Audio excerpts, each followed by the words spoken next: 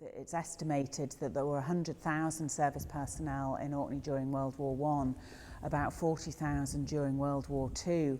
That had a big impact on the community. Well, we're standing in the pump room of the Scapa Flow Visitor Centre and Museum at Lyness. This building was built as the World War II pump house to handle the fuel oil supply to the fleet.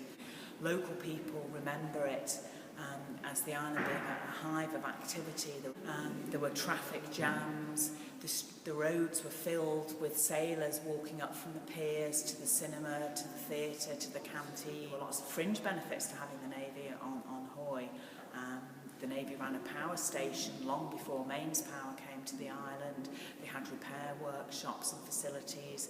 There was a slipway at Lyness where they could berth the drifters. All this happening around the nucleus of the oil fuel depot. And it's a story that the museum tells really, really well.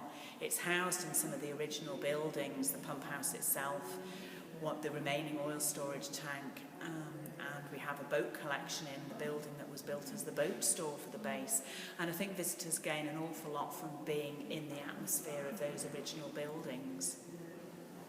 We have a number of key collections of artefacts here relating both to life in general in Orkney during both World Wars, but also particular events which have a great deal of resonance still with local people. The sinking of HMS Hampshire in 1960. We've got a number of artefacts from the wreck of that ship, one of the most impressive of which has to be the huge port propeller from the vessel.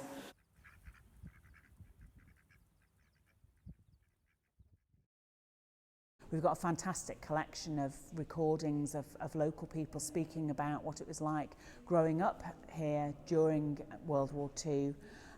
We've also recorded the memories of some service people who were based here and some very poignant interviews with survivors of the sinking of HMS Royal Oak, telling of their experiences on that dreadful night.